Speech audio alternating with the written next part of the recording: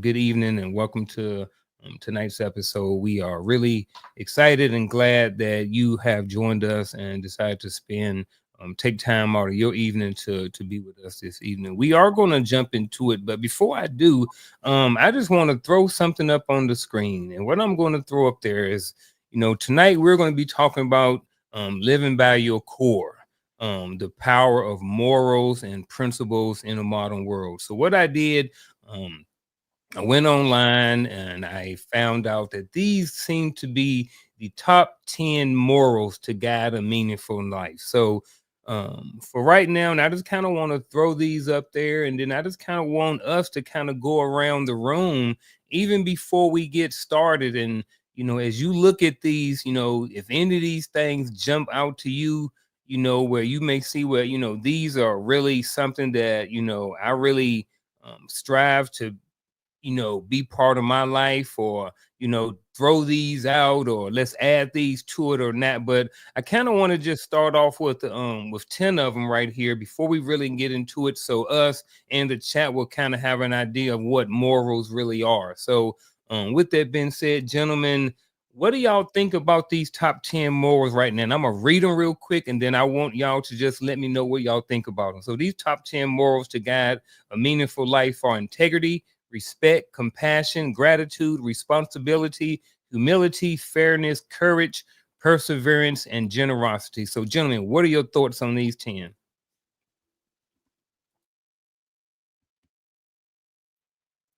I'm kind of torn when it comes to morals, because morals change with whomever the person may be. They can have their own set of morals and values. So when it comes to, I I would agree that people should have a standard. People should have a way of living that doesn't disrespect, doesn't put down another.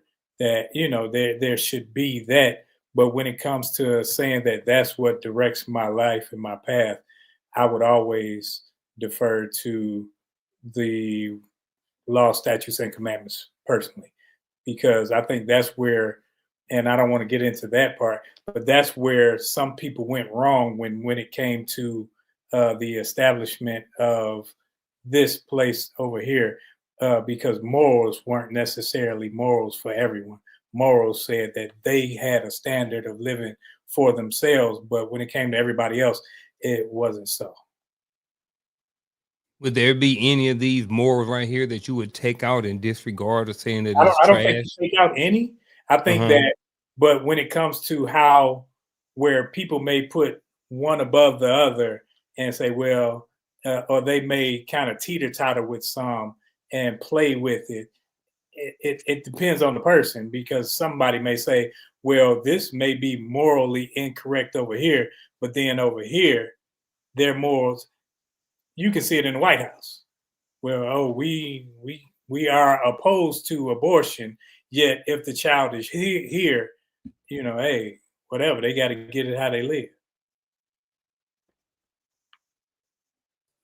Okay. 10 I of them. don't. I don't think I can't name all 10 of them back to you, but as you were naming them, none of them stood out as I have to remove any. I think when we look at these, and I'm assuming if you're saying top 10 morals that, hey, X amount of people were pulled, and these were the commonalities. These were the top 10 Pretty most, much. most commonly stated Yeah. ones, right? Um, you know, and all of that is good for being a good person. Um, and it all boils down to what that looks like. Kind of like Roland kind of said, like morals change per person, right? And these were the commonalities. But I also say what each one of those things look like is also particular to a person, right? And this is why I always preface by saying, like, when we talking, whether we're talking about relationships, friendships, whatever, it's always like, are we speaking from the same foundation? When you say generosity, when you say you must be generous, what do you mean by I must be generous? You mean that I must every now and then I gotta, make sure I give a homeless person some food, or I'll do something like that. That's generosity to some people, you know. But if we coming from the same source, I'm gonna tell you that these people who formed a community of believers sold all their stuff and distributed out to where no one had a need or lack, right? Is that generosity? Like, what is that? Who in whose eyes are we speaking these things to? So I don't have a problem with any of them, just where are we pulling the foundation of what that looks like, to me, is my question always. So I'm going to avoid I'm going to avoid dissecting the list. When I look at the list, I won't remove any of them. I think um, from a common humanity perspective, I think it's each person's responsibility to bear every last one of them. Um, and I think as you go along, I think we will get more in detail about what these look like, so forth and so on. So I'm just going to leave it right there. I'm not taking anything out. I think that's a good list for everybody to embody. Yeah, and I like exactly what everybody said, but something that Roland said is actually it came down. This actually is actually the second question, but I'm gonna jump right to it since Roland already said, and he talked about things that morals evolve over time. So I think I heard that. If I didn't hear that correctly, Roland, let me know. But I do want to go more into it. So what do you mean when you say that? Morals change or evolve over time, or they, because I understand they may be different for different people, but I kind of want to know how they evolve or how they may change. I was listening to a conversation the other day where a man was talking about how, he was making it, how in the scripture in the Old Testament, the Most High would tell the people, the children of Israel, to kill all the men, women, children, whatever, kill everybody. And then he said, so if Jesus was back then, this is his words, he was saying that, so he is morally incorrupt, but because he's telling people to kill someone. And that's where he was going with that thing. And I was thinking, no, he was saying that anybody that stands against me deserves death. And this is not Christ saying this, but this is the most highest point, because these people were totally against him. So morally today, we would say, oh, that's wrong. But the scripture says if you are against him, that's what you deserve. That's your plight in life. Not that it changes to where now we can fly different color flags because we're trying to treat people right. I agree with treating everybody right. You should not disrespect anyone. But for me to go against my beliefs, to stand on your side, I'm going against my beliefs. So I'm saying that my morals change to fit people instead of saying it's the same yesterday, today, and forevermore. Do you think all of them are the same? I mean, you think all of them have changed, or you think some of them are, or do you think that's a standard across the board, or you think that some of them evolve and some of them kind of remain constant?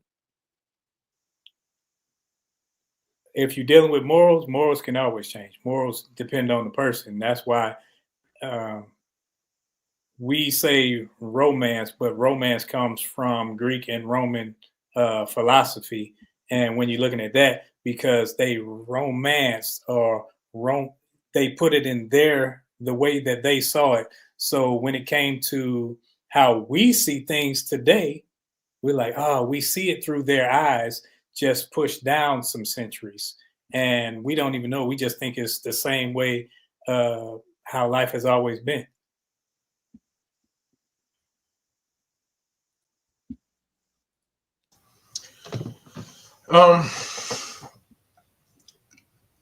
I guess I'm thinking maybe a little too far into things. Because I'm looking at,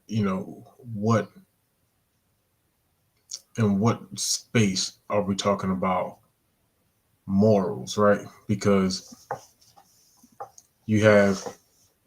I think morals are cultural. I'll say it like that, right?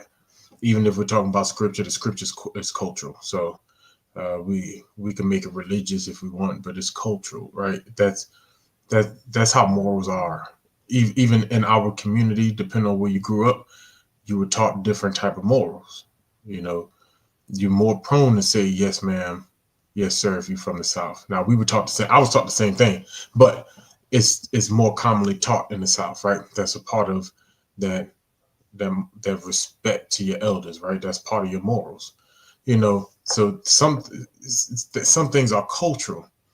I think that we strive in America to make morals evolve because we want to be so multi-faceted when it comes to culture, like to the point to where it's almost like we want everyone to water down their culture for the sake of my comfort. Like, oh, what you mean you're not Americanized? What you mean you grew up in Africa and now you come to America and you don't want to act like how we act? What do you mean? You know, and that's what we do. I remember in high school we did it to kids that didn't grow up in America, and then they came to America to finish high school or whatever. Their family moved here. We used to try to shame them into acting like us. Like, what do you mean you act like you from where? Y'all don't have no shoes. Like, that's what we thought.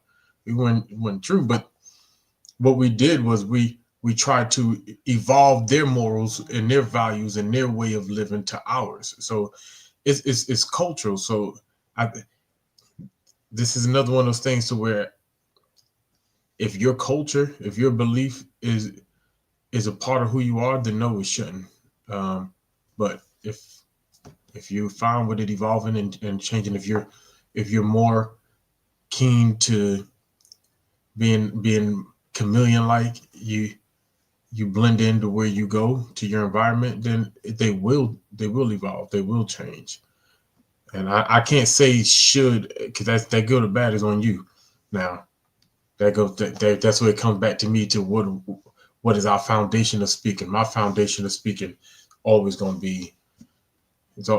be scriptures. And so from there, no, because the one who gave us those values are the same today, yesterday, and forever. So I guess I'll be the oddball here. Principles remain the same. They govern our way of life. They govern the way you do things. Morals are the things. Morals will evolve based upon my understanding.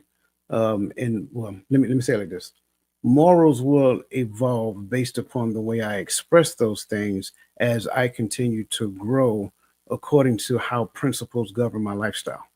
So when we look at principles should not change.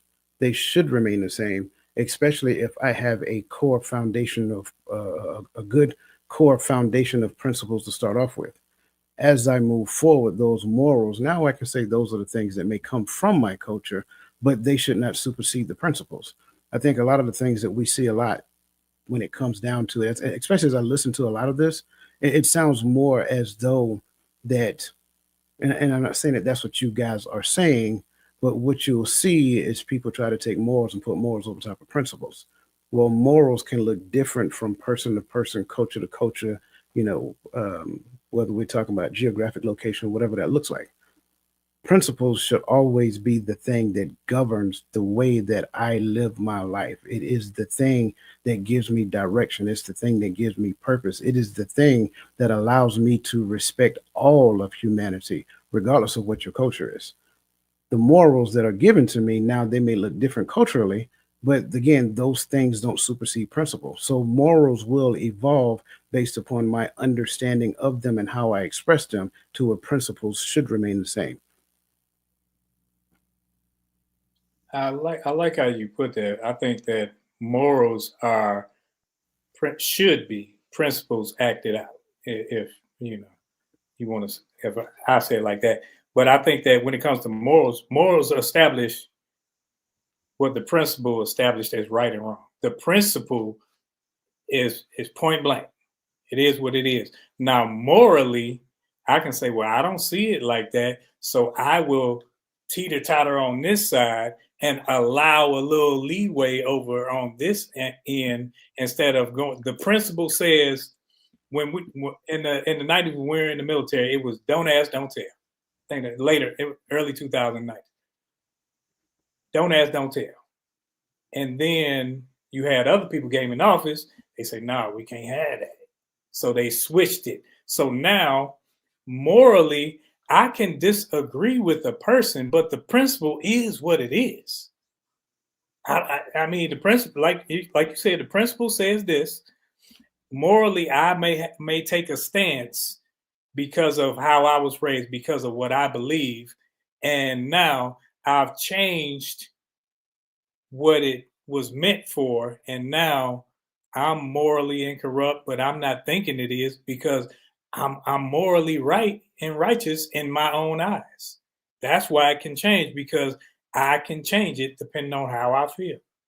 If in my community, if this is correct, it is what it is. So I'm thinking I'm disagreeing with Coach. And I'm thinking that principles can evolve too, just like morals. However, I may agree with him based off of this question. Who determines the principles? Great question. It should be a governing body. Okay, so I remember having like this I guess it was a principle that I kind of learned early on. Now, good, bad, or indifferent, I learned it and I picked it up. And it was pretty much like respect everybody, but stick to your own kind, right? So there was a principle, at least I'm thinking that this was a principle. And this was for a portion very early on in my life, kind of how I moved, kind of how I dealt with things. I kind of stuck to my own kind. Not saying I didn't talk to other people, but as far as getting a certain level of closeness with people, I kind of stuck to my own kind, right? So with that being, even though I've always had friends from all different types, my close knit have always been to stick to your own kind. But then as I got older, I realized that that's not a principle that I really wanted to follow anymore. So I abandoned that. And I was like, I understand it for people who want to live their lifestyle that way. However, for me, I didn't want to live it like that. So I chose to change that type of principle in my life. So, and that's why I asked, who determines the principle? Because in that situation, it wasn't a governing body who chose the principle. It was people or life or growing up or the information that I was receiving in that time period of my life, not necessarily a governing authority. So I don't know. Am I agreeing with you based off of the principles part and the governing authority of the principles? So, first of all, no fair, because you said you agree and disagree. So I pick a don't step. know. I got you. I got you. If I am or not. It's not about agreeing or not. I'm just kind of want to see where I'm at. But what you just articulated, I would call a principle, right? It's a combination of a principle, respect everybody, and then stick to your own kind. That's not a principle. That is like an instruction that was given to you by somebody who you may have had a lot of respect for. And when you look at stuff of that nature, that's not a principle. Those are like instructions that are given. So when we jam them together, I tend to call it a principle, because we believe it might be a principle. We may move like it governs us and it makes us decide things in a particular manner. But as we get older, we realize certain things, because trust me, I got the same instructions too. I got it. I want to be transparent. I got the exact same instructions, except mine came a little bit more harsh. And I tell it to you off camera because I can't say it here. Right. But it's like this is what was given to you. And it's like you don't want to disappoint the person that gave it to you. So it's infusing a principle of respect everybody with their particular way of life, which means don't, cross over to another ethnicity or whatever the case may be. I'll say it out this just like that. I don't think we can honestly use that as a governing body to this question, because at the end of the day, the old saying goes, when you know better, you do better, right? So it's not that if that's what works for that person or them or whatever the case may be, that's fine. I'm not against that. But again, does not respect everybody, does it not eliminate anybody, and stick to your own kind. Like, I'm not saying sticking to your own kind goes against the principle, but again, that is not a principle itself in this time frame. I want to say it that way. In this time frame, that's not a principle itself. Now, if you want to go back long time ago, that was a principle. But at the end of the day, we can't rightfully say that that is a principle now. That might be a measure of protection per se, given some historical references and facts and things of that nature. But that's the only piece I would add to that. I like that, and I'm with you, but I think I would add to that. I think that it is a principle because the governing authority is his mama, is his daddy, is everybody who came over him, which When does had that? So great point. When does that authority end?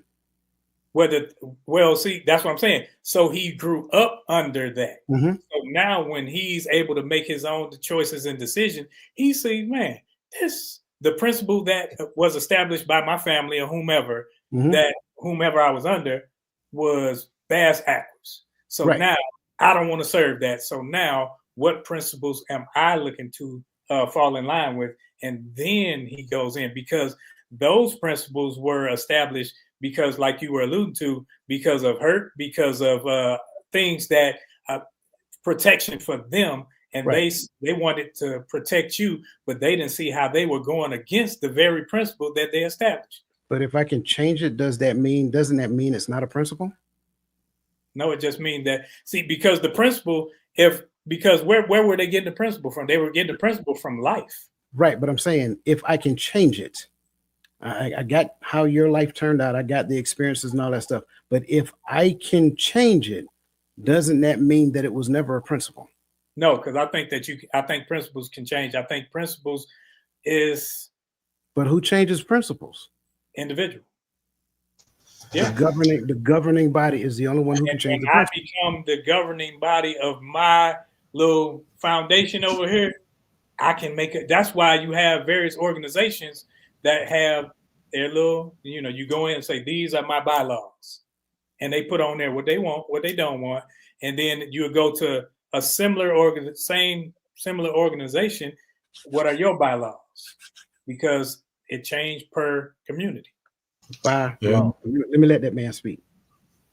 Now, I was just gonna say I was leaning there because what I was thinking of while everyone was talking is like, well, if when you go to your Greek organizations, you govern under a certain set of principles, and those people who leave their Greeks and go to their lodge because they like to travel, they got a whole nother set of the principles changed because they changed governing body. So it's kind of like both things under the same umbrella. And then when they get up and they go to church, now they're under the bylaws of the principles that governs that church. You know what I'm saying? So many of us are in multiple organizations, and so we were able to maneuver around principles. And that's why I look at the morals, the cultural things shouldn't change, because no matter where I'm at, what I'm governed under, whether I'm putting on my letters or whether I'm designed in a protractor, my morals should not change. Who I am should not be adjusted, because that's a part of me.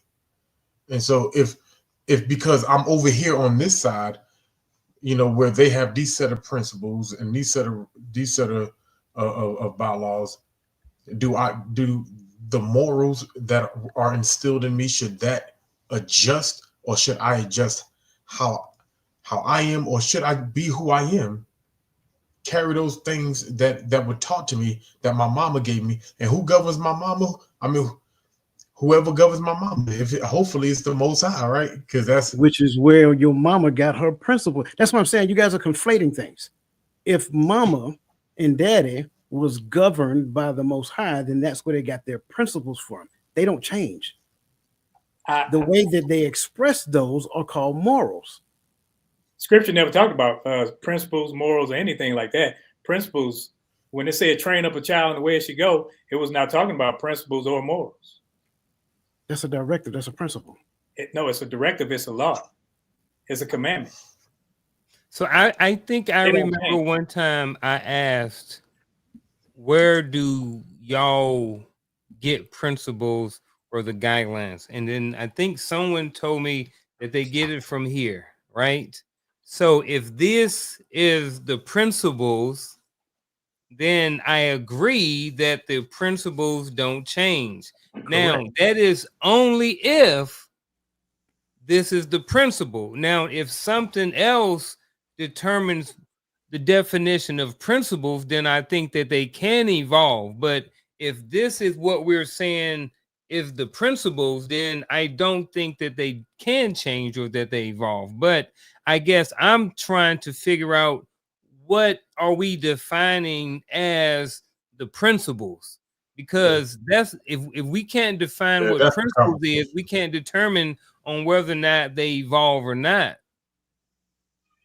Principles are fundamental truths. And a principle is a rule or a belief that we have established to be true. Beliefs change. I grew up in the Muslim foundation. Beliefs change. So what I believe today can change tomorrow due to information.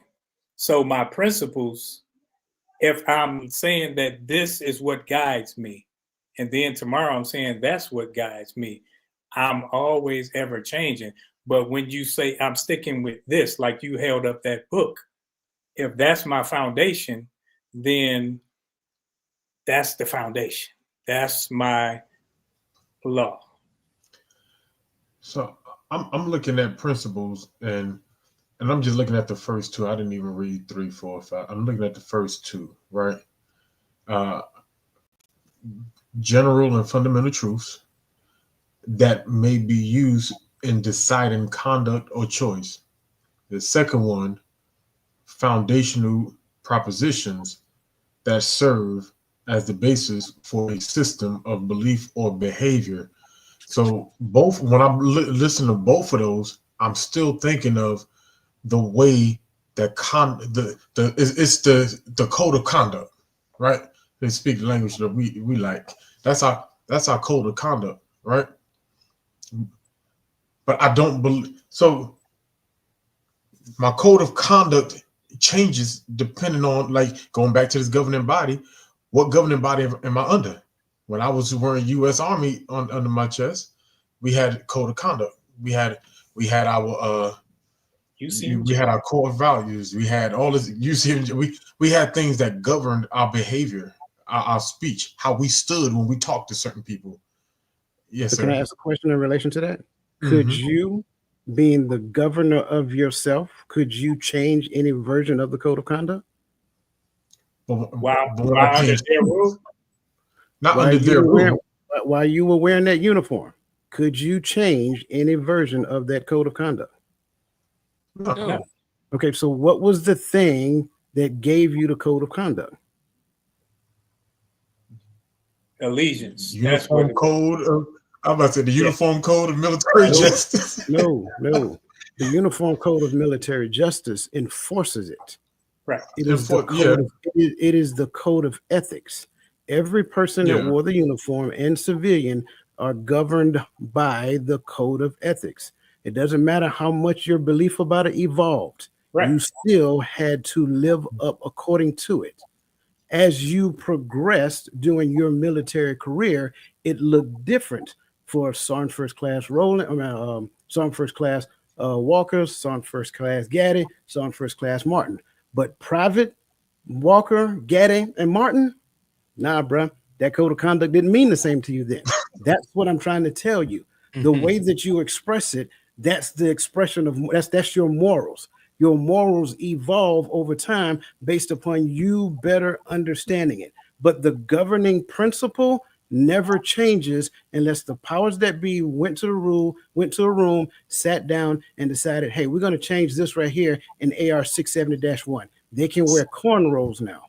See, but here's where it's different to me, right? The governing body changes it. Yes. Right. Yeah, but so here's where it's different to me though.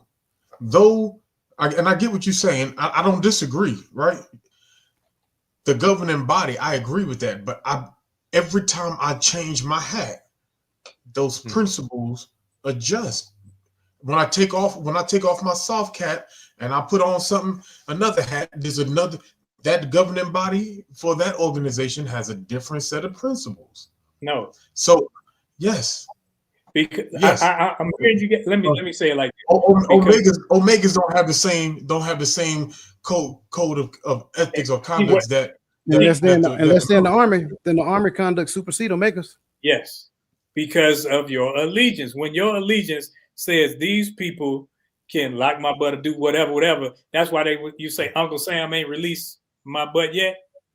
So wherever I was, whether I was at Walmart, whether I was at Applebee's, I still fell under that. So I always had to act as if I were under that, period. So that couldn't change. Now I could act unseemly, but then I will get punished because I'm still under that. It didn't change. That's why I say mama fall in that same category. I love mama. Hold on. Wait. I love mama. But listen, when I understand, kind of like what Garfield said earlier, when I understand there may have been some things that were taught to me that I feel as I become better acquainted with what the Most High, the instructions say, if I feel that's not part of the principles, that was just a suggestion.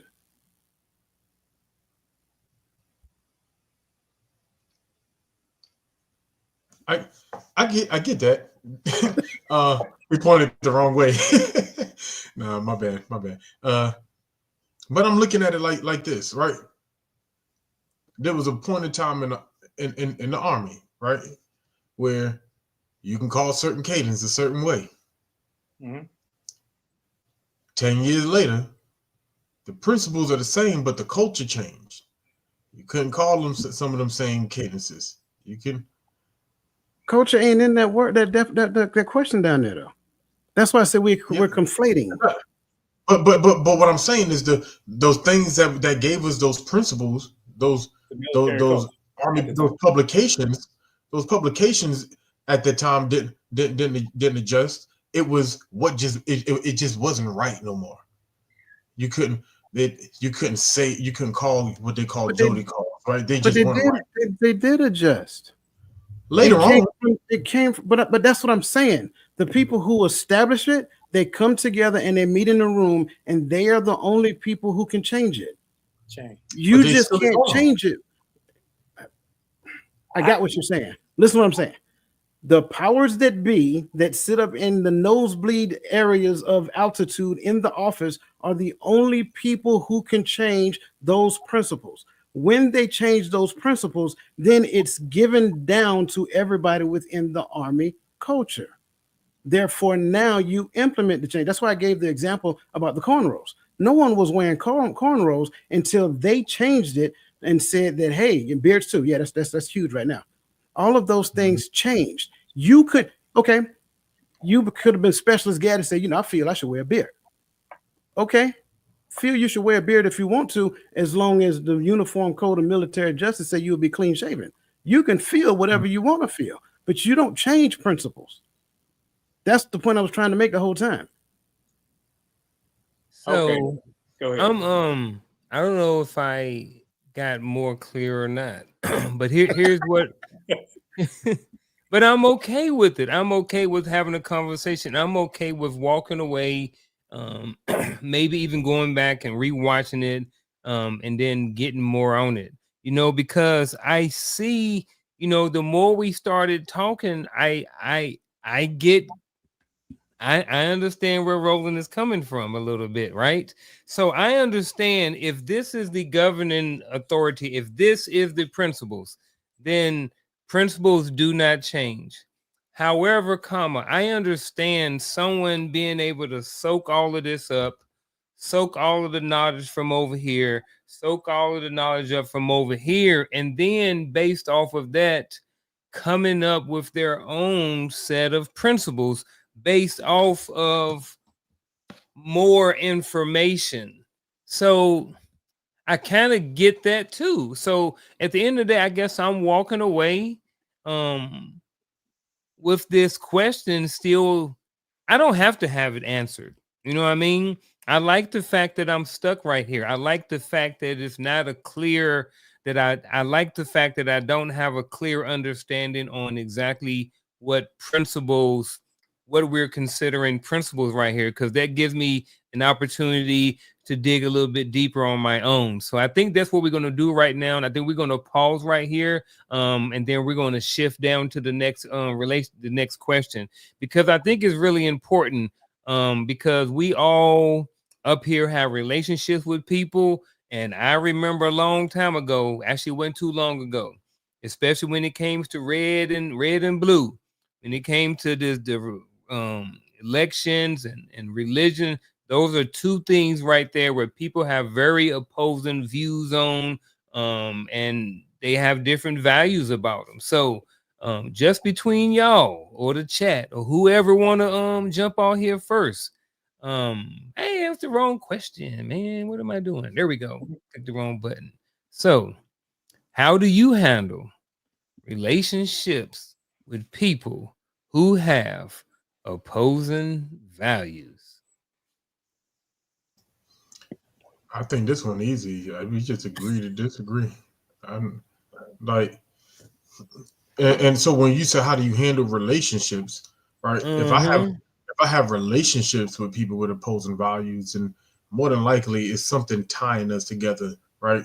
Maybe it's a sibling that we grew up together, or maybe it's a coworker that I'm forced to have a working relationship with, whatever the case may be, right? We just agree to disagree. Like to me that's easy. Like, hey, I'm gonna eat this. Well, I'm not gonna eat that. Well, okay, have a nice. Go ahead and eat. Eat what you gonna eat. I'm not gonna not eat lunch because we disagree on what's right. And I know we're talking about something else. I'm simplifying it, right? Because I see people will spend eating value. I'm simplifying it, but that's the way I'm looking at it. Like, why do my values or your values have to adjust because we have this type of relationship, right? I can exist in my workspace, you can exist in yours. Now, when we're talking about like lifestyle partners, like can you be my best friend or can you be my spouse and we have opposing values? I'm just big on how can two walk together except they agree. So I don't know if we can really walk together too long. Sometimes it's important to know when certain relationships have ran its course. You know, this friendship has gone where it can go. You know, we're heading in two different directions, and I'm fine with that. I think we got to look foundationally, because when we're looking at values, I don't think that when I meet a person, I'm looking at their values initially. Now, overall, as we walk, I started to see, okay, we don't necessarily agree on a lot. We don't live the same. We're not walking the same path. So I have an understanding that our relationship will almost be a pseudo relationship because we aren't diving deep. And we don't have to agree on everything. We don't have to have everything together, but foundationally, there's a way that I will treat you. So I'm not disrespecting you because you're a different race, a different gender, a different ethnicity, or anything like that, because that's my values. I will value you because I value my way of living. So if that's the case, I can have a relationship with a person. But when it comes to certain things, if I go, like when I go home, I go over my people's house. They gonna be puff. Nope, I ain't in the circulation of this. They gonna be turning it back. That's not what I do, how I live. So there's some values that I uphold that I'm not gonna put. They will understand when I say, nah, I'm good. I don't, do I have to, act unseemly? No, I don't have to do that. There it is again. But I don't have to do that. I can sit up there, and because of my lifestyle choices, this is how I move. I don't have to get ugly about it. I just have to make the stance known. That's it. It's funny because as you're asking this question, the word I'm looking for is not down here. Because in a world where I can be anything, be kind. So at the end of the day, whatever a person's like, I think this question is more so in relation to the depth and breadth of relationship, not necessarily how I handle relationships with people that I have opposing values with. Because people who I have opposing values with, we don't necessarily have close knit relationships. So I don't necessarily have to handle them. I have respectful dialogues with them. I have these things called boundaries as well. So that being said, there are certain lines that I won't allow you to cross, and I have a way of saying things to help you to understand you may have went just a little bit too far. So I think when it comes down to it, this question here is more of a depth and breadth of relationships. The people who I have similar values, those are the people I'm closer with because we have more in common. We have a common ground, right? This is what principles give us. It gives us a common ground. Therefore, we value the same thing. So if we have a common ground, that means we have more to discuss. That means more things that we can really deal with when it comes down to what community looks like, when it comes down to what, our more intimate and personal relationships look like. How do you handle this, or how do you handle this?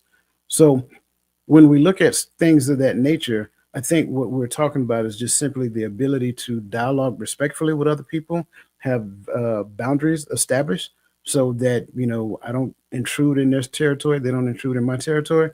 And then again, like I said, last but not least, we meet on common ground, and that's where we meet at. Yeah, I like all those great answers. I'm looking at it as a lot of it has to do with the relationship that I have with the person and what the opposing value is. Some of them, if we got opposing values on certain things, we can't even be friends. We can't even have a good relationship. We can't rock. There are just certain things I'm just not going to deal with. There are certain things I don't want to be a part of. There are certain values that, in certain ways that you live your life, that I just don't want your funk on me. So I just ain't going to be around you. I'm just being real. So, but if it is somebody that I do want to have a relationship is, and depending on what the opposing value is, kind of like all you guys, I think was kind of talking about is, what I mean, we can be cool from a distance. You know what I mean? Like Roland said, when the puff pass and going around, he like, hey, I'm out. We can still be cool. We can be family, but I just ain't gonna participate in that. You know what I'm saying? So I definitely get all of that stuff. And I wrote down, I threw up there real quick a couple of 10 common values: honesty, integrity, respect, compassion, accountability, growth, service, family, faith, spirituality, and then courage. So those were just 10 of the ones. Like I said, I looked up online real quick and then found 10 of them and then just threw them up there. So really appreciate everything you guys have said so far up to this point. Chat, if I know y'all still in there rocking, I really appreciate y'all. If y'all hadn't already, go ahead and hit that like button, share this podcast with somebody else, hit the bell so you can be notified when new content comes up. I got a question up here, but it's going kind of sort of back to the principal question, but I kind of put it up here anyway and kind of see how it plays out. Might not stick on it long because the principles piece, but let's just see where it goes, see how it goes. So, is it more important for you to stay true to your principles or adapt for greater good? Now, with that being said, and what we talked about the last question, if we had to adjust this question, what will we adjust it to? Ooh, ooh, Or should we ooh, leave it? Go ahead. ooh, What is ooh. it? I'll start off. Principles are for the greater good. Okay. So if I'm doing any adapting, I'm adapting my understanding of those principles for the sake of the greater good. So what you're saying is stay true to your principles. And based on what you're saying, those principles are the the governing body of my Governing body existence. Right. of your Like I said in the existence. beginning. Okay. I'm going on mute now. Bye. See, you see what he do? And then look, he always go laugh, and then as soon as he go first, he drop a nugget and then roll out. Get on them, chat. Tell him to add more. I'm gonna roll with Coach with this one, Swing back. because His point is T. and I'm just gonna just say, okay, well, we're gonna call it principles. So I'm gonna agree with Coach with that, because I think when you say adapt for the greater good, any adaptation, that means you're changing from what you believe. You're changing from how you move to facilitate the feelings of somebody else. That means you're choosing, in other words, like in scripture, when they say, okay, this person has become your God because now you're pleasing them. So if I'm adapting, because greater good simply means go along to get along. It simply means to everybody doing it. So hey, let's all do it. That's what they did before that fire came down.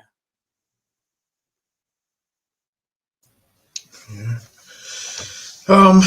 Yeah, I'm somewhere in between there. Yeah, I read that too. I look at it like what's important? Is it the affiliation? Because when we're talking about governing body, right, your affiliation to that governing body is what causes those principles to govern you, right? Because those principles exist. There's principles somewhere that exist that don't govern me, so I ain't worried about it, right? Because I don't have an affiliation there. But if my affiliation is that important, then I'm probably going to adapt for the sake of staying in the good graces of the affiliation of the organization, right? That is more important to me than the things. And this is why I held my position where I held it earlier, because my morals, those things that I think are the things that I carry with me, regardless of where I go. I carry those morals that were given to me, that was taught to me. And so if adaptation causes me to have to throw away those morals, those foundational beliefs that are real to me, then I'm not. What are we adapting for? But then we do have to adjust it to how Coach said, because the principles should be for the greater good of that organization in the first place. But there's sometimes you have to, if those principles are now changing, because I think I don't disagree with what you said, Coach, with adjusting. Maybe the evolution or the adaptation is my understanding of the principles, but I think a lot of people have used that concept to change principles in a sense. Oh no, we it's just evolved, or we've just understand more. No, I think we just worried about and concerned about what people's feelings are and what people want to do versus what's just overall better for the governing body. If that makes sense, right? But so I'm sticking on. I'm erring on the side of I got to stick with what's true to me, what I believe, what's in the core of me. And so if that governing body is X organization or U.S. Army, maybe it's time the ETS of U.S. Army is causing me to no longer walk in alignment with what I believe to be true. Or that's sometimes it's just what it is. So I hold that. Good job, sir. Good job. It's echelons to it, man. We got to understand that. If we don't understand that there are echelons to it, like whatever is the authority of my life, then I don't get in relationship with any organization that goes against that. So that's the thing that drives my behavior. So when it comes down to, and I hate to continue to beat a dead horse here, but again, we're talking about the power of morals and principles in the modern day world, living by your core. Omega Psi Phi, whatever other fraternity out there, they're not my governing body. They're not my core. That was just an organization I affiliated myself with, but they never will supersede the Most High. So when they, by their quote unquote bylaws, right, say that this is what we're going to do, and it goes against that, then we separate. That has to be the answer, because if that is not the answer, that means I have no clue of who I am.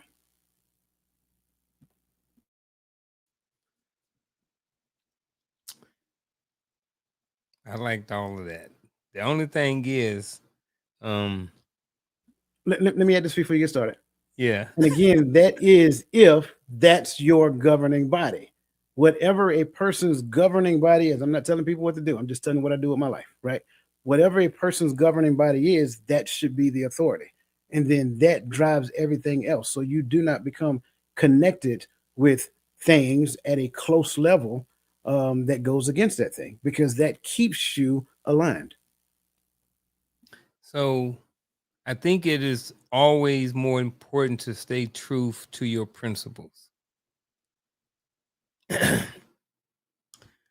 Or adapt to the greater good. That part right there, I don't even know if it's in there. But then I'm asking myself, who is the greater good? And then we end up spinning off on another 30 minutes somewhere else. Right. So I ain't gonna do that. So I'm just gonna keep it rolling with this one. No pun intended. I got a scenario question that I want to put up before we get to another question. Shout out to Coach's Corner, Tuesday, 7 p.m. Eastern Standard Time, folks. Got a whole bunch of scenarios. But here we go, folks. You and your partner have been feeling distant lately due to busy schedules and lack of QT. For those of y'all don't know, I think most of y'all know, y'all old, y'all in y'all 30s and 40s. QT stands for quality time. How do you initiate a conversation to rebuild connection and ensure the relationship remains strong? So I repeat it again because I kind of stumbled over it. You and your partner have been feeling distant lately due to busy schedules and lack of QT. How do you initiate a conversation to rebuild connection and ensure the relationship remains strong? Here's how not to initiate it. We need to talk. Yeah, Were you speaking? Mm-mm. Were you speaking to a particular gender? See, don't get us in trouble. Don't get us in trouble. Don't do that. Don't get us in trouble. Don't do that. Don't do that. Not tonight, folks. You're not gonna do that. Look, Roland.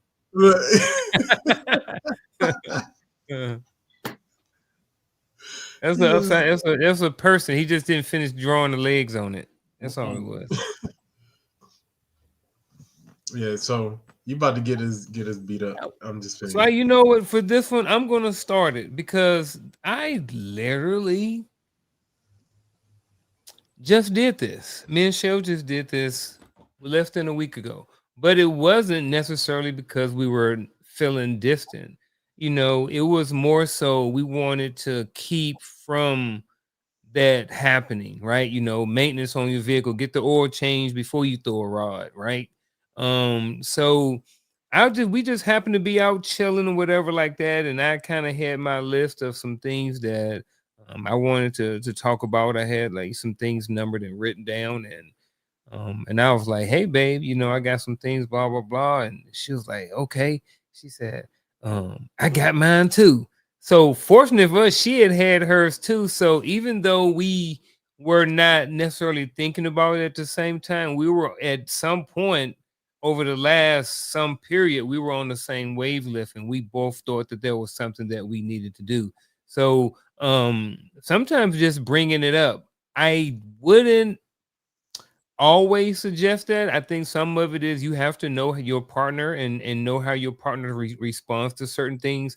Like Coach said, we need to talk. For a lot of people is going to mean that's bad news. You know what I mean? So how you approach the conversation is very important, and a lot of that has to do with the relationship and how well you know your partner. So if I wasn't just this situation, I think, you know, in general, you know what I mean, just bringing it up, say, hey, some things, I like to talk about, not necessarily nothing bad, but, I think giving a little bit of context is better than giving none, because I know for me, I don't like walking into conversations blind.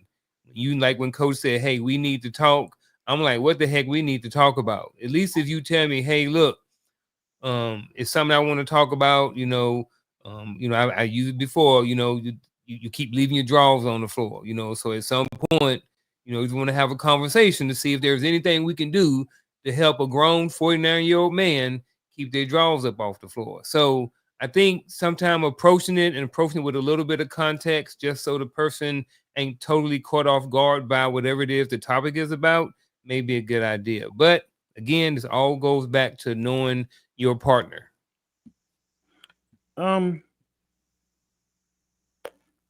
As I look at this question, I think it's a simple answer. And I think Nike gave us the answer to it. Just do it. I think, because you say, how do I initiate? Just do it. I think a lot of times we spend, and I'll say it like this, and I will position it like this. I think we spend too much time in doing the mental analysis. Like, if I say this, they will say that, whatever. Stop that. Just do it. Just go say, hey, you busy right now? No. Okay. Can we talk for a minute? Yeah. Okay. Here's what I was thinking. Here's what I'm observing, so forth and so on. I think just being that up front, and I'm not saying you got to have that posture. That's just me. I go at things full bore, right? It's not an aggressive posture. It's just, it's more assertive. I don't believe that good news gets better with time. I don't believe that we need to plan to have a conversation if we're two mature adults. Let's just have a conversation. You know what I'm saying? As soon as I walk in the house, you're there, I'm there, you're cooking, great. We can have a conversation right now. I don't necessarily need you to stop doing what you're doing. I just need you to be able to understand what it is that I'm saying while you're doing what you're doing. If I have the intestinal fortitude, and I'm saying that like that, if I have the intestinal fortitude to approach it in that manner, then we can get down to understanding how all of these other things became more important than us spending quality time together. And I will also say that when things, busy schedules and things of that nature, if busy schedules can pull me away from spending quality time with you, the relationship ain't strong. We need to understand why these things have the ability to get us away from it. That's why I keep saying, I'm going to go back to what I was saying from the beginning of the show. Priorities, which are established. Well, I didn't start with priorities, but you establish priorities according to the principles that you have. Therefore, everybody don't get quality time. Therefore, my relationships now have priorities. Well, in your scenario, wife is number two. That's just how I say it. I'm sorry, right? Because for me, the Most High will always be number one. So wife is number two. So if I'm spending time with anyone outside of him, it has to be the spouse. So if things, busy schedule, work, whatever the case may be, and I'm not going to go on the tangent of work right now, but if anything is pulling me away from her, or if pulling you away from him, then you need to search within yourself and ask yourself, why did you allow that person to assume the number two spot? Because that's exactly what it is. In conjunction with that, leave work at work. Stop bringing work home. That's one of the biggest mistakes we make. Now, I got it. There are certain things that we need to do to set the conditions for tomorrow, and that may take 30 minutes or whatever. But if it takes me 3 and 4 hours, that's an additional layer of work. You should get paid for that. But why bring it home when at the end of the day, that's your time to spend with your family? So don't make it more difficult than what it has to be. Just do it. Okay. All right, I got you. You say just do it, and I get that. So Miss Mindset, right? Miss Mindset, not Mr. Mindset. Miss Mindset, right? How long is that conversation going to take with Miss Mindset? Like you said, you cooking. All right, good. You over here cooking, washing dishes. We can have a conversation now. Miss Mindset cooking. She washing dishes. She gonna want to know how long this conversation going to take. So about how long do you think if this is not the way you're putting it out there, it doesn't seem like this is a hard conversation. So based off of that, again, I definitely understand it comes down to knowing your partner, but what's a time frame that we should be looking to be having this conversation, because I'm thinking that this ain't an hour-long conversation. It's a now conversation. That I think it's that simple. Like, to your point, Miss Mindset, when Mr. Mindset come to her and say, hey, can I talk to you real quick? Miss Mindset, if she doing something, she's like, okay, give me 2 minutes. Let me finish doing this and I'm all yours. So now she's responded to me. I heard her. That was a respectful response. And then now she wants to give me her undivided attention. So now we can have dialogue about this thing. It's not, I don't think it's that difficult. I think if you value each other, if two people value one another, there's nothing that I'm doing that will supersede the fact that you want to have a conversation with me. I can put it on. Now, if like, okay, so like this right here, Miss Mindset wouldn't come to me right now and say, hey, we need to talk. That doesn't pass the common sense test, right? Yeah. But other stuff, it's like, hey, okay, 2 seconds. Let me close this out. I'm on the way. I'm coming where you are so that we can sit down and talk. Again, priorities drive the way that we behave. And if we just look at things from that aspect, I think it's quite simple. I think first, who is Miss Massey? No, notionally, man, notionally. I know. But I think first, when it comes to these things, I think we think that we have to go into it like, let's talk, instead of making it an organic conversation. Like, hey, drive with me to the store. Hey, babe, we ain't been getting no time in, and then you get to tell her what, or her tell you what it is going on, and then sometimes, fellas, we got to come with a plan. We can't just say what we ain't doing or what she ain't doing, what we ain't getting, without coming with some type of plan, so that, hey, I made plans. I don't care what's going on. Friday night, I already had your stuff laid out. Let's go. Let's just do something. Let's have some fun. But when we make it another chore, another meeting, another sit down, that kind of, it run men off. Like, if we need to talk.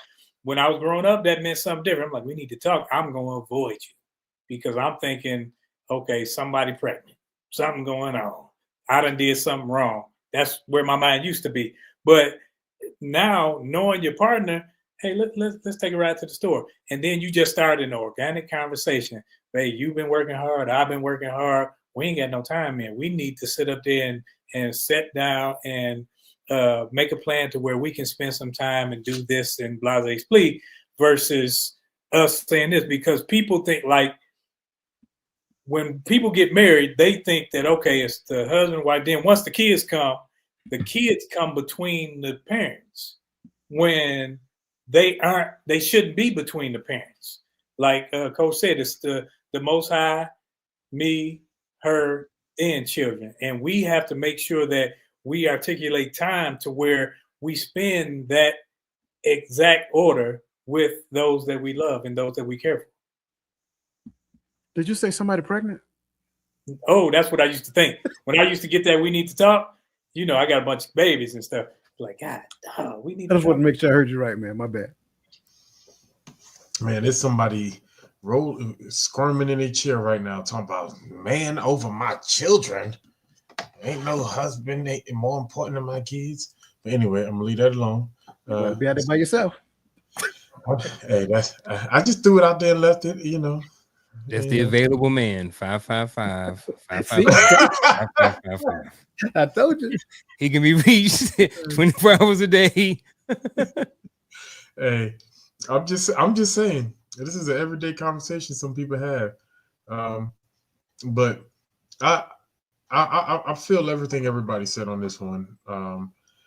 For me, I don't even know, like, we've been feeling distant lately due to busy schedules and lack of quality time. And I'm just like, then let's make a plan to spend quality time. I'm with Ro. Like, why do we have to have a conversation about it unless we're about to make a plan to have quality time? Like, what are we conversing? I know some of you some of you older married folks, y'all probably got an answer for me, but let's have quality. Let's spend quality time. Let that be the conversation. Hey, babe, I was thinking maybe we should go catch a hotel. we busy right now. We can't go far, but let's go out of town somewhere. Let's go to the city. Let's go do something. Let's just go walk let's go walk down the river walk. You know what I mean? Like, let's just spend time together. We could fix that problem. Like, and sometimes a lot happen on the drive down to the river walk. You start having conversations in the car. And then things and that, I think that's where that bond becomes less damaged, because you're actually spending time, you're actually talking to each other, you're actually being friendly. You know, I think so much we try to live in this emotional aspect. Like, we have to have this theatrical feel to our conversations because we're married. What? That is annoying. At least to men, it is. I'm saying, I just don't. Every conversation don't have to be emotional. You know, we literally talking about having a date night. Why is that? Why we time on my hand? That's what I feel like. Like, because that's what it sounds like to me sometimes, bro. Like, we gotta get. Let me. I think you're about to help me out. Yeah, I'm about to help you out real quick. You put your little young Thundercats out, and they put y'all up on game. Just quickly coming up with the solution never solves the problem. It just puts a Band-Aid on the problem. We need to talk about the problem to understand why the problem exists. If we never get down to the why and the how, then how do we get to the point of understanding what happened in our individual circumstances that allowed it to happen? So that's why I say you got to talk about it, not just coming up with a solution, right? Because and I'm saying this, I don't think that's what you were saying, but I think that's what a lot of people believe. Let's just solve the problem. Well, no, because that's quality time. Next thing you know, and I'm gonna go to the extreme because that's what people like to do on social media, right? Next thing you know, it's infidelity. Next thing you know, it's finances, right? So if we never talk about the problem, you never get to the point of solving the problem. Therefore, the behavior resurfaces and it happened again. And then you're upset, disappointed, mad because it happened again. But again, I don't think that's what you were saying, but I wanted to say that because if anybody heard just jump to a solution, then you still have this whole problem set that exists. The only thing you did is pull the covers over it for the next time.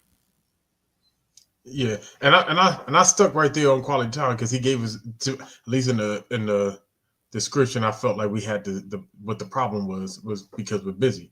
And I think when you in a marriage, when you in a relationship, there comes that time where, especially when you're building, you're trying to get to the place where you have the freedom to do more stuff, you know.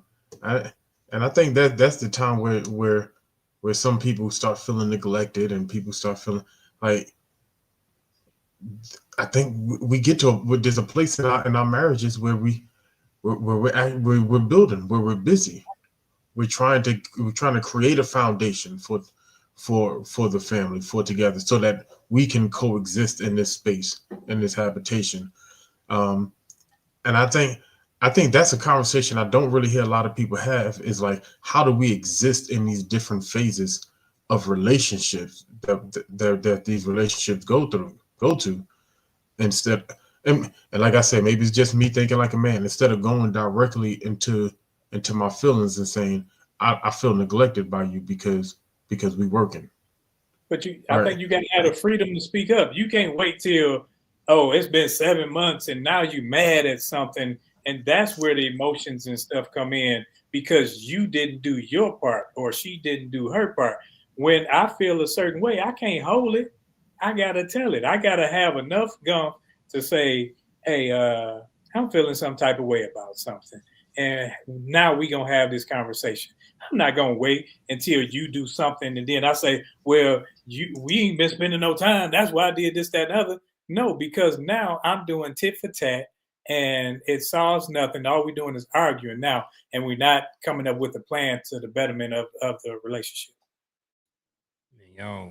Y'all got some good stuff. I want to jump on. I want to do one more scenario question, and then I got one question. So I don't want to take up too much time on the scenario. I want y'all to kind of get in there, be real precise and really good talking point behind it, but I also want y'all to be real thorough with it, so we really get an understanding about what you're talking about. So this is another scenario, right? So we're going to more back to the principles and stuff like that. So you and your partner have a different approach to handling conflicts that challenge your principles of honesty and transparency. So how do you navigate this? Are you saying my partner's a liar? I'm just saying, people evolve, people change over time. Sometimes we don't see certain things. Sometimes we ignore certain things. I literally just answered this question. Answer what was to bring the chat up to speed in case somebody went to go get their popcorn out the microwave. Right. So that's what I'm saying. Like previously, when I was talking about putting Young Thundercats on game, like you got to talk about the problem set, because if you don't talk about the problem set, you never get down to the root of what caused the problem. Therefore, you never get down to where the behavior came from that created the problem. So when we talk about it, whether it's the way that we handle conflict, your response to conflict, you getting all emotional during conflict, I could care less about none of that. At the end of the day, we're gonna keep talking about it until you get to the point, or I get to the point. I don't want to put, what I'm saying, because I don't want to make it sound like I'm perfect, to where somebody gets to the point to where they're emotionally full. We're gonna take a time out. We're gonna go get some water. We're gonna walk around the house.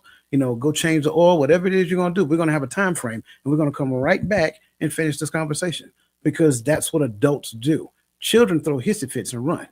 Adults, they stay in the ring and they figure it out, and then we come out the ring together. And so that's the thing. So whatever the problem is, we figure out the problem right then and there, and then from that point on, there's no problem anymore. Some people might say that transparency might say, I need to go through your phone. That's not transparency, that's childish.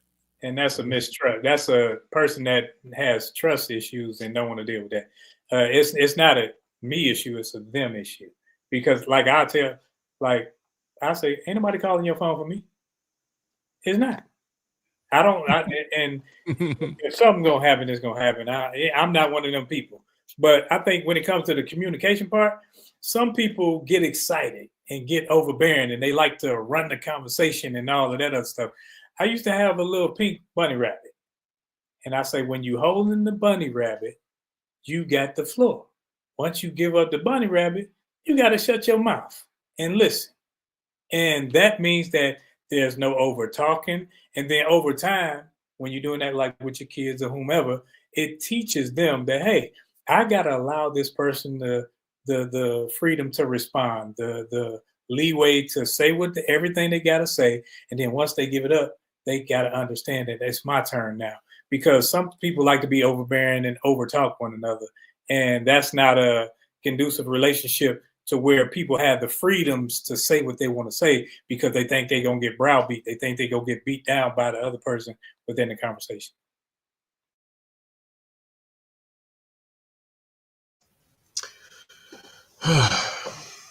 So I can't even, I'm trying to figure out an approach that I can't even picture this. I'm having a hard time trying to picture which way can you handle conflict. I guess if there's avoidance, that challenges your principles of honesty and transparency.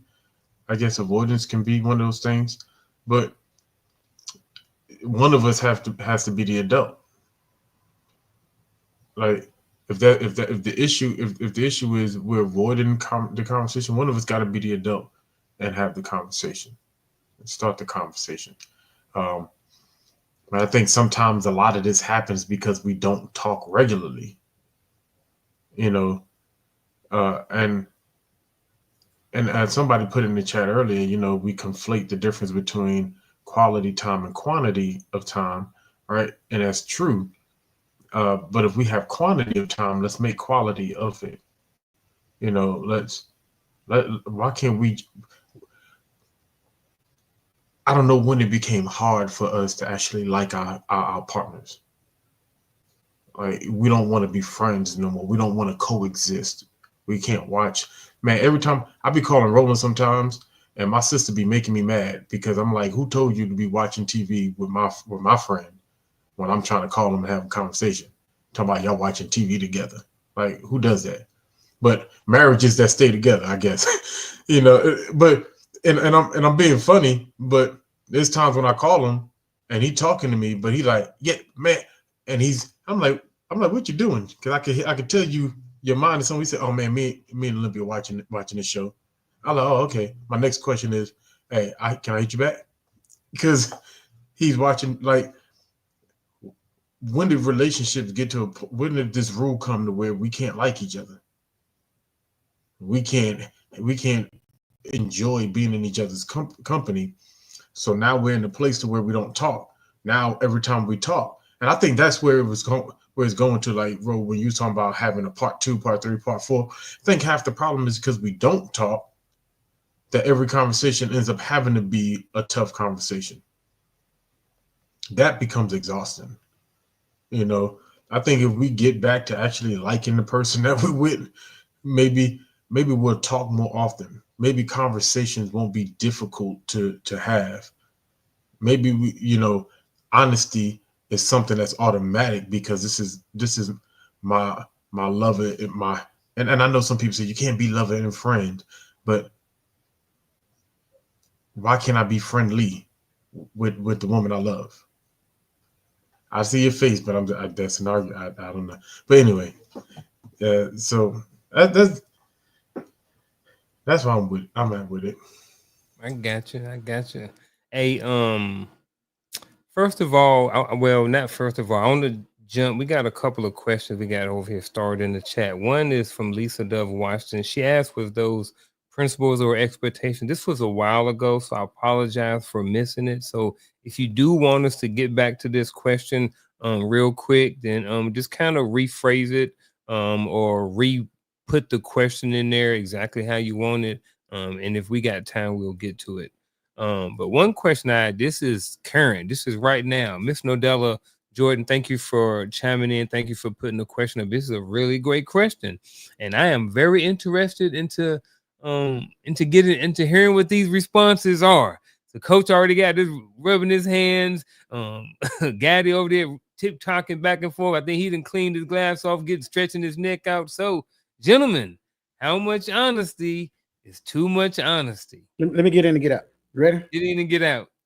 Here's my response. As much as my principles require of me, I'm done. I got to figure out how much his principles require. That's what we got to figure out. That's for me to figure out, not you. Right. That's the moral. But if we have the same principles, sure, then yours should be the same as mine. No, your understanding of it is not the same. The understanding is not the same. Right. There are different levels to understanding. And if we're being completely transparent, because we use the miss mindset and Mr. mindset, Mr. mindset is teaching, miss mindset. So miss mindset has an understanding that almost is at the same level, whether it's higher, lower, whatever it does, it's totally immaterial. So honesty within us require us to look to our principle and say, what does your principles require of you? I think when it comes to honesty, as long as within the confines of what Coach is saying, because I'm in agreement, as long as I'm not trying to hurt, demean, or belittle the person, the honesty should be for the betterment of the relationship. So if she got to tell me something, I ain't got to like it. Truth is what it is. Sometimes it hurt, but it's for the betterment. It's to make me better so that we can be better. When I read this question, I'm assuming like we're talking like the brutal honesty. However you want to answer it. But so when I hear it that way, I'm like, I'm back to that my last stance, but slightly different. Why can't we be kind and honest? And then I think then that answers the question. How much honesty is too much. If I'm kind, then there shouldn't be a too much, right? If I'm friendly all the time with my spouse, then they understand that my intent is always with love. This thing, I could be brutally honest with some of my friends because they understand me. They know my humor. They know my posture, my position. They know why I say things. So if I'm telling them something, they know I'm saying it for the good. Why don't my spouse see me the same way? Why is it when I tell them honesty, it comes off hurtful? See, We can be kind. Mm-hmm. With her statement right there about the show and the chili, Mm-hmm. they lied to her. They established a Mhm. lie as truth. So now when it comes out, if you never lie about it, say, hey, no, I don't like that. You know, like now, and I don't think sometimes honesty ain't gotta be friendly. If Unc keep leaving his drawers on the floor and she done told him 17 times and she come in there and say, get your ish off the floor. That's honest because she's frustrated and she's expressing that and he has to feel that so that he can do something about it. Can I just ask a dumb question? Who's the judge of too much honesty? I think that's where it goes back to your first statement with the principles, as you said, because I'm not trying to, this is for the betterment and I'm with you there. That's why I said it's simple. Yeah, and then everything ain't about being honest. I think certain things, you know, because I'm looking at being honest. I'm looking at someone grilling me about a bunch of questions about some stuff. Like you just trying to get too much. You know, it's like that's an interrogation. That's not the same thing. I can see it's different than being interrogated. But I think sometimes because I've seen in relationships and I've seen on social media people like, well, you know, show me this. If you love me, you let me see your phone. Let me be honest with me. Tell me the truth. You know, did you mess with her 14 years ago? I'm just like 14 years ago. Like we only been together for 3 weeks. You know what I mean? Like that ain't a part of my honesty. That why are we even talking about what happened? You know what I'm saying? Go do something productive with yourself right now. I'm just saying. I'm joking, man. I'm joking. Yeah, no. Yeah, that's my response. Go do something productive with yourself. We ain't gonna play those reindeer games. Yeah. Go do something with your life. Another great question. The last one, it said Nick D. I'm stuck on this. We can try to hit this real quick. Nick D, I'm stuck on this because why were we not on one accord prior to entering into a relationship? Our principles should be aligned. I'm agreeing 100%. We would have never got to that if we had already had these conversations in the beginning before we tied the knot or jumped the broom or said I do's and all these other things. So definitely in agreement with that. But that's our age group may see it like that, but younger us, we was looking at was walking down the street. We seen it swaying, and we wasn't thinking about principles. We wasn't thinking about none of that stuff. We was thinking about certain feelings, and I ain't talking about emotions. To your point, why weren't we thinking about it? Because I'll be honest with you, no one was teaching it to me. Right. Yeah, there you go. And ladies and gentlemen, we are about to wrap it up. But before we do, go ahead and hit that like button, all of the other good things, shared, blah, blah, blah. We are going to finish with our final thoughts. Let me find these buttons over here, folks. And then we're going to start our final thoughts. We're going to start with Poor Man's Dr. Phil. Then we're going to go to son Timothy, Dwayne Dwyer. And then we're going to finish the show with me. Where's that button at, Coach?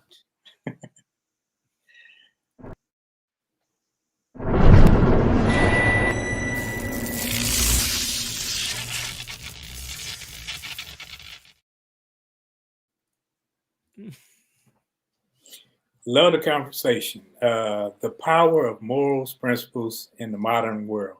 And without going into everything already, I think that when it comes to your moral ground, it's all about what you place above you as your governing factor.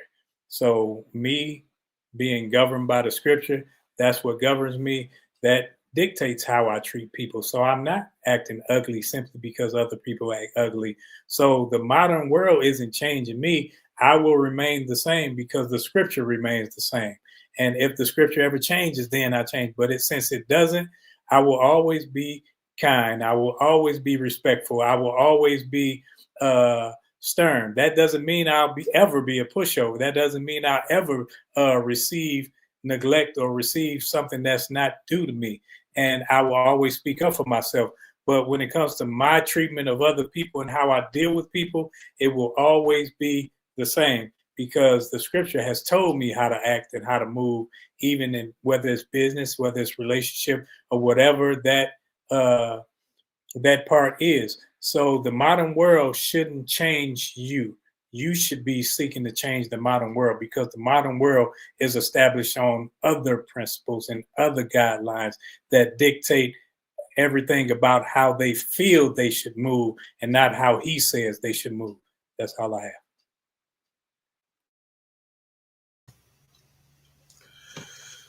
have. The conversation about morals and principle, to me, it can be simplified as first identifying what governs your life, right? And I always talk about it. I always say, what is the foundation of which we're talking? If we're not on the same foundation, then we're not building the same house. And so how then can we say that we're walking together, right? Because we're working on two different foundations. We got to get to a place to where we actually not only know what governs us, but know what those things are that governs us. The reason why maybe our viewpoints are not the same on what those principles are, because we're not actually spending time understanding them. We're allowing ourselves, our emotions, and our feelings to tell us what right looks like. That's the wrong answer. At the end of the day, right don't always feel good. And so we have to go with what is right. Right? What is good? What actually build tomorrow for us and our children and our generations after them. And that should be our focus. So let's get back into loving one another, reading and studying with one another, getting on one accord with one another. And so this way we don't find ourselves in a place to where we have to learn how to navigate life in a community where we don't have the same principles. If that's the case, then what are we doing any of this for? What are we coming together for? Is it just to put our face on the camera? But if we're coming to be united on one accord and to speak the same thing, to say the same thing, to believe the same thing, well, let's hammer these things out. Let's dig. Let's get to know them. And I promise you, the love of the Most High will follow after that. That's all I have. Love you.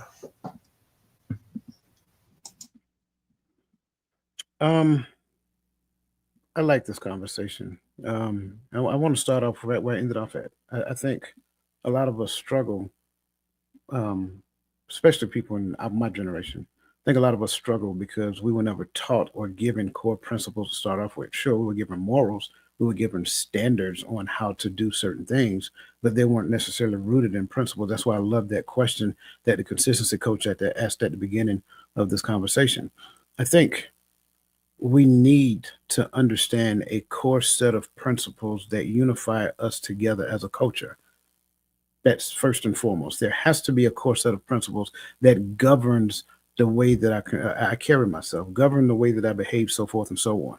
That allows me to understand some things that are very important. First and foremost, it helps me to understand what is the truth. Then it helps me to understand what is true. It also allows me to decipher what is an assumption. It also helps me to understand what is a fact and what is an opinion.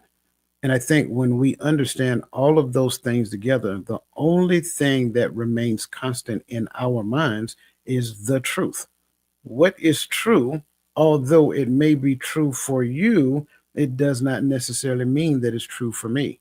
That was one of the reasons why I selected Empowering Perspective as a name for this YouTube channel, because multiple perspectives get us closer to true. Not what is true for one person or what is true for another person, but get us close to what is true. Being able to have multiple perspectives internally to challenge assumptions that I have or challenge assumptions that my friends may have, that helps us to understand whether or not my thought processes are grounded in the truth. So when we do not have these things, what you'll hear is a lot of conversations, and they may sound good in time and space, but we got to ask ourselves whether or not it is good. When it comes down to living by your core, we have to go back to the Creator, because He was the one that created you. He was the one that gave you the governing rules in which you are to live and abide by. Those things now must be internalized, processed, and expressed in real time.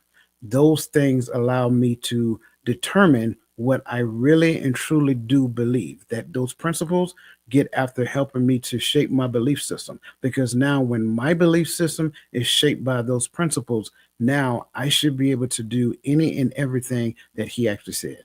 And so with that being said, that is my final thought.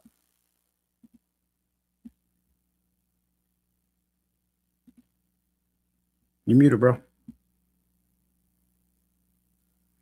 Great final thoughts, man. Great short. I just want to kind of leave everybody with morals and principles. And, you know, if you've listened to the show, sometimes they can be a little confusing.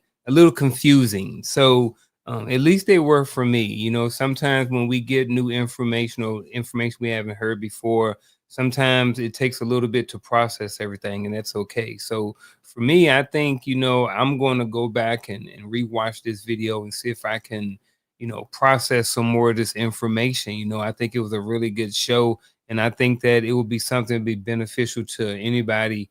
I think anybody could rewatch this again, you know. So living by your core, you know, is, you know, when you have certain morals that you live by, certain values and certain principles that you live by, I think that you can have a really good life, and some things can really work out for you.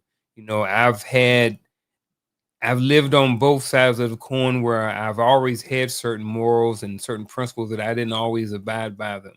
And I can definitely tell the difference in my life when I apply and use these morals and live by these morals and principles versus the times that I don't. So that's my final thought for the night.